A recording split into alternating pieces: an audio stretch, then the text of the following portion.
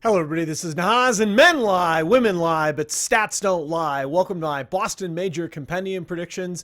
The hero predictions this year are a little bit more difficult than they usually are just because of composition effects. If you look at the number of teams, particularly since execration being dropped at the last minute from the field, you do have 6 out of 16 Chinese teams. And so a lot of the hero odds that I'm seeing on certain betting sites, for example, look like they're very heavily weighted toward the recent lands like the Summit 6. And I just want to point out that's probably not going to be the case here.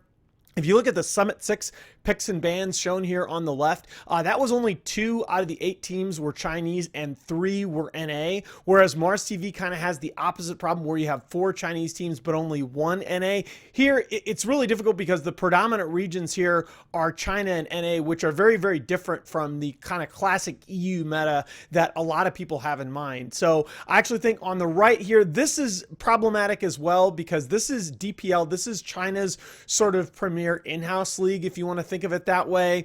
Very high level regional matches. You're going to see a lot of newbie, for example, in these games. And you can see that Rubik is sort of the predominant pick over there. I'm not going to go too far in that direction because a lot of this is sort of second tier Chinese teams, but I just do want to point out just how different the Chinese meta has been. And you'll see this if you look at the pick data for the Boston Major qualifiers and you compare China to EU, NA, and SEA as well. Their meta right now is a little bit different. So I'm going to go in a slightly different direction with my hero picks than would be sort of suggested if you just look at the recent land data. I'm going to go ahead and go with Juggernaut as my most picked hero. I think he's one of the few heroes that's really at the heart, at the intersection of the Chinese and the NA and the EU and SEA meta. He features in all 4 regions as a very commonly used hero. I think Batrider is going to see a lot of bans. The most banned hero at the summit, it was actually Drow, and the most banned hero in Chinese Dota recently is actually OD. I think that there's enough variation across the regions that you're not going to see those 2 be the most picked. It wouldn't maybe surprise me too much if Wisp came out of nowhere again to be among the most banned, but I think Batrider is still a hero that a lot of teams struggle with. He's still a hero that's had a very high land win rate at recent events. I think he's a kind of a safe choice. Highest win rate and highest kill averages. When you think about these 2 categories, I've said this in the past in previous videos that you want heroes that are going to be definitely picked 5 times, but that also aren't going to be picked too much. And I think Nyx and OD fit into those categories nicely. Some other heroes for kills, you think about your Ursas, you think about your Tinies, although Tiny runs a risk of not being picked that 5 minimum times. Ursa is very safe as well in that regard. Other heroes with the highest win rate, I think Bat, when he gets in, is generally going to be fairly good. He's not a bad pick there. Niche picks like Coddle are sort of another thing that you can think about. But again, Coddle's been hurt just enough by the recent nerfs that I don't necessarily think he's a good pick for that. Assist averages, I'm going to look now more toward supports. In the past, I had looked a little bit more toward offlane heroes. The offlane role has changed a little bit because of the activity in the game. You don't necessarily have that early period of unmolested farming and then you get your items and then you're sort of just in every fight thereafter. The offlane heroes farming curves are a little bit smoother now. So I'm going to take a 4-position hero that I think is going to be played mostly by really good teams. I'm going to take the IO here. That's another thing that we're going to talk about when we get to the player and the teams. Composition effects are important, and how you think various teams are going to do is going to have heavy influence on these picks. In particular, since I think it's going to be Zai playing the IO in a lot of these games, I think that that's something that really is going to encourage me. Maybe even Jerax, that's going to encourage me to go with the IO here. I'll take Morphling for lowest S again because I think he's going to be picked, but I don't think he's going to be picked too much. And he has all of those escape mechanisms. He's the only hero in Dota with that many escape options when you talk about how hard it is to kill him. Alchemist, if they had kept the GPM average, that for the last couple of compendiums has almost been a freebie. Unfortunately, they omitted that from the hero picks, so we don't get to just have a free Alchemist pick though. I think when you look at the pool of carries that's certain to be picked 5 times, Alchemist is kind of in the sweet spot, especially when you look at how hard AM is getting shut down. AM is not actually a hero that necessarily wants these hour-long games. He's a hero that reaches his sweet spot like between 40 and 55 minutes. So I actually don't like him for the highest last hit category. And my go-tos in this category, my Naga Siren, for example, is not necessarily certain to be picked 5 times. And even if she is, there's the possibility that 1 or 2 of the times that she is picked, that she could be picked as a support. So I don't necessarily like having her in this category. When you're talking about most X in a game, that logic gets flipped on its head. I want a hero that is going to have plenty of chances, that's going to be picked a lot. So I'm going to go ahead and go with the Slark. He tends to be a very reliable pick, tends to sort of notch up the kills. So he's going to have a lot of chances to get these high kill totals. Again, Ursa is an okay pick there. OD is a decent pick here, although I chose to put him in the kill average category. Again, when you look at OD, he really only has one purpose in a game, and that's to kill heroes. He's not a farming hero. Getting kills is kind of what OD does, and I've seen enough of the good teams still going to him as a pick that I think he's a decent pick there. Most last sets of the game, I'm going to go ahead and take a flyer on Naga Siren anyway, just because I think there's a possibility that you have one of these very long, drawn-out affairs with a Naga Siren pick, and if that happens, it's highly likely that she's going to win that category. In terms of team predictions, again, I'm going to get the usual sort of memes, Nahaz EG bias, but I really do look at EG as kind of the safest pick coming into this tournament. Wings, I think, is also very, very good. They would sort of be my co-favorites along with EG, despite what we just saw in the previous event at the Summit. But again, I just think EG is a very stable pick. The meta is still very fluid right now. I think teams are putting in a lot of energy studying Wings. I think teams are looking very, very carefully at what Wings do since TI. They're definitely hard to scout because they do a lot of unconventional things. In particular, they're willing to have Faith Beyond play some very unconventional heroes in the off-lane role. But I do think teams are starting to make some progress in terms of figuring them out. So I'm going to go with EG here. Again, I would not blame you guys for going with Wings. I wouldn't go with VP here quite yet. As hot as they've looked recently and as impressive as they looked at the Summit, I'm not quite ready to put them on the top line. And kind of same goes for OG. I'm just not quite ready to bump them up to that top line yet, although they certainly look very, very solid. I'm going to go ahead and go with EG as the highest kill average. Again, so one of the tricky things is in a double elimination bracket, we're going to talk about this with players too. When you're talking about most kills and highest GPM average and things of that nature, for the past couple of events, when you've looked at these double elimination brackets, it's actually been a pretty good strategy to pick maybe a mid-tier team with a certain play style, all right, for these average categories. And that's because what you've wanted is a team that's going to go on these ridiculous lower bracket runs. Like, I'll give you the example of Raven from TNC. Was actually the second highest GPM average player at TI6 behind only Ice, which we'll get to in a minute. And that was largely because TNC made that crazy lower bracket run where they played a lot of teams that they were better than, and they had one very dominant player to put up those huge statistics.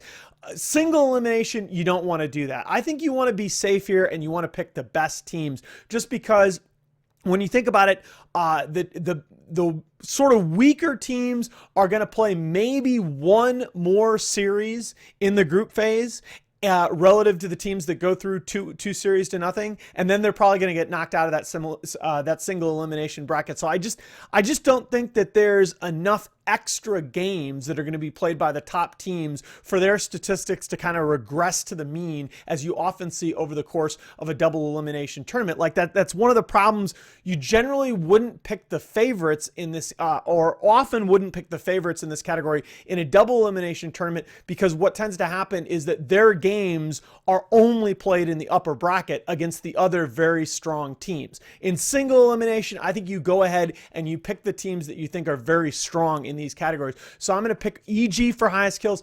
OG recently has been a pretty volatile team in terms of their game times. They've won some very quick games. They've lost and won some very long games. So I'm going to go ahead and go with them for fewest deaths and shortest game. Again, I think these two categories are very much related. OG is a team that they have some good drafting. They do get some draft wins, some very lopsided draft wins, but then they'll take some lopsided losses on occasion as well. So I think they're a pretty good pick for that category.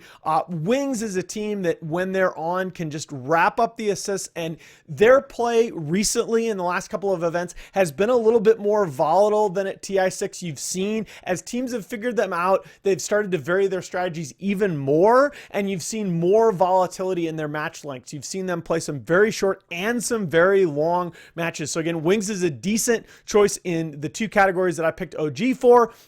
I'm going to go ahead and pick them for assists and the longest game, which again, those two are related in much the same way that these two are. Team with the highest game length average, that has more to do with an individual team's play style. I'm going to go ahead and go with eHome there. This is a gut feeling, as we'll talk about on the next slide. I think that they're going to adjust their play style a little bit coming into this tournament. They're a team that had tried to run a lot of 5-man, a lot of Drow and Pugna for Sylar. It hasn't been working for them. I think they're going to make the adjustment and go back to a little bit of what they were doing more on TI, where Ice Ice Ice was actually the highest GPM player at TI6, largely because of the styles that they were playing. I expect them to go back more to that style with Sylar, who is, after all, even more of a classic farming Chinese carry, and I think they're a decent pick here for game length. Warriors Gaming Unity, I think basically when you talk about fewest heroes, I think you pick the team that you think is on paper the weakest going into the tournament, and as much respect as I do have for the SEA region, I do think that Warriors Gaming is probably the weakest of these 6 teams. They're the most likely to bow out of both the group stage and the main event without winning a series.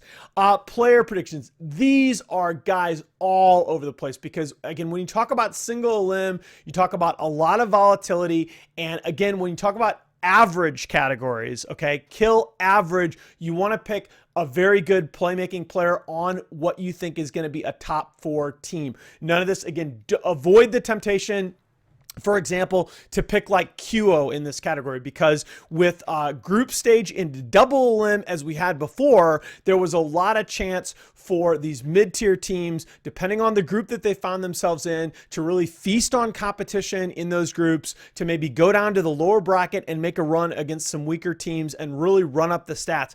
Guys, with this particular format with the Boston Majors, remember, it's going to be the best teams who win out in the group stage and then choose their opponents. It's actually going to be the best teams in this tournament that I think are going to be running up the score. So I do think Sumail, you could also, of course, take Blink for highest kill average. You might, I can't really see taking a flyer on Ana, but I wouldn't mind. I'm going to take a flyer on Wii though for most kills in the game. I think he's got a Meepo or one of his crazy sort of invoker classics from TI up his sleeve, where we're going to see him just go ham in at least one of these games, even though DC are not necessarily among my favorites to win the event. I think they're top 6, but I just don't think that I've seen them play enough recently to know that they're going to be in top form. Sylar is something that I mentioned on the previous slide. I'm going to go ahead and take a flyer on him for most deaths and highest last hit average,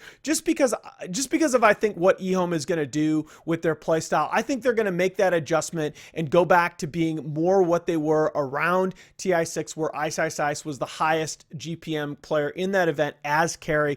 They don't run a whole lot of Alchemist, but I think they're going to run enough. They're going to try him on an AM or a Spectre. Go back to those, Sven, go back to those heroes that are more his signatures and give him a chance to farm up. Assist average, I think, is a very difficult. These two categories, assist average and most assists in a game, I think those are very difficult categories to call. I'm going to go with Ice Ice, largely just because I've been so impressed with his play recently. He had, I believe, a 34 assist game on Jakiro in the last couple of weeks. Zai is not at all a bad pick here. You're going to see a bunch of Wisp games. You could see some Bounty Hunter games where he's going to rack up those sweet assists. I used to go with offlaners in this assist average category.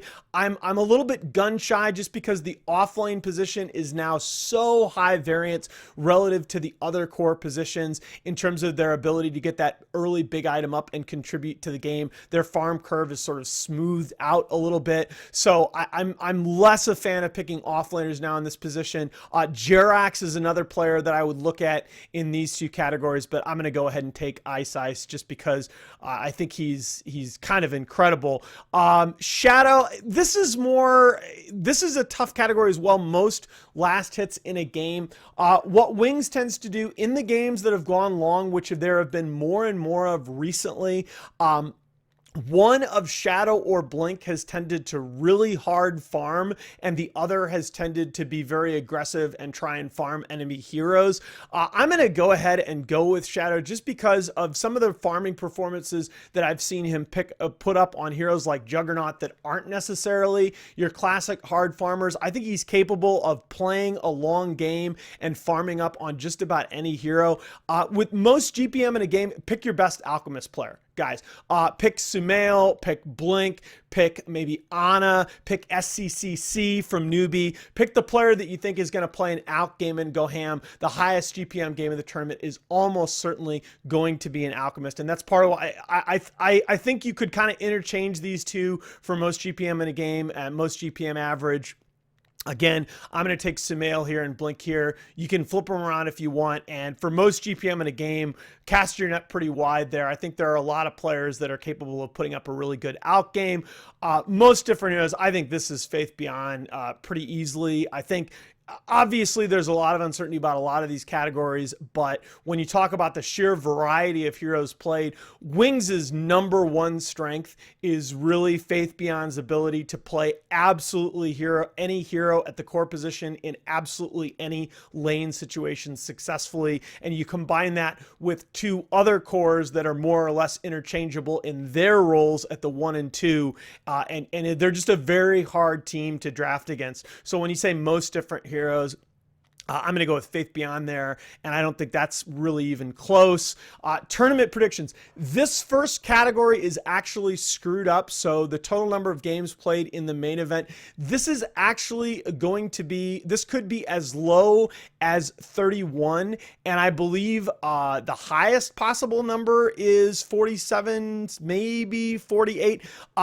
These categories are messed up. They were actually copied over from the TI6 main event, which was double elimination. So pick the lowest category and hope you're right, because those are a little bit screwed up. It's actually probably going to be the expected number of games in the main event is actually probably more like 38, 39, but I'm going to go ahead and pick the lowest category and pray. Total number of heroes picked. So just to give you some statistics, the TI6 group phase had 112 matches. There were exactly 100 heroes picked, and there were 78 bans. The TI6 main event had 47 matches. There were 86 picks and 64 bans. And at the Summit 6 here recently, we had only 35 matches. There were 77 picks and 62 bans. Total between the group stage and the main event, we're probably talking about 88 to 89 matches. That's kind of the mode if you look at how I expect the series to go. So I do think that we're maybe barely, this is pretty close. I do think that we're going to get above 90 in terms of number of heroes picked. Like 88, 89 wouldn't shock me, unfortunately. So this is kind of close, but I do think we're going to get above 90. Please do not go crazy and pick above 100. Remember, this is less than half the games that that we saw at TI. You're probably not going to see that 100 plus heroes. I think 71 to 80 bans ends up being in the sweet spot. Again, as I said, the Summit 6 is just under half the games and had about 62 bans. TI6 group stage was just a little bit more and had 78 bans. So I think like low 70s is about right for this. Most combined total kills. So I'll talk about these two categories together. Most combined total kills, we've actually seen a little bit of a compression in this because lately there were some mechanics that were introduced, the creep gold bounties growing in particular, that have made very long games relatively unlikely. And the longest games now, as the game goes on, there's actually a relatively larger incentive to split push until you can set up that one fight. So even the 60+ minute games aren't necessarily bloodbaths now in terms of kills per minute. So I think 91 to 100 is about right. That may even be a little bit high. Okay. I wouldn't necessarily go over 100 just because of the dynamics. What I've been seeing in longer games, they're not necessarily that many more kills. 70 to 79 minutes, guys, I would not go above 80 minutes here. If you look at TI6 had 14 matches that went past the hour mark, and none of those matches lasted past 80 minutes. So I think you definitely want to go 70 to 80 minutes. Even if I'm misremembering and there was one, that's still a very, very low hit rate. And again, keep in mind the much lower number of games. Shortest game of the tournament, again, there were 5 TI6 matches that I counted that ended between 15 to 20 minutes. There may have been another, a couple. As you can probably tell, I'm doing these slides in a hurry.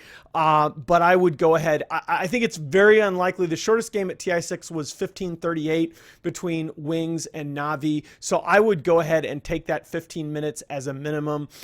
Most kills by her, I'll go ahead and go with 23 to 25.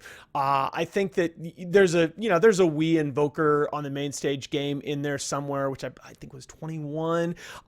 Most deaths by here, this may be a little bit high. If you wanted to go the next lowest category, I wouldn't blame you, again, because the fewer number of games.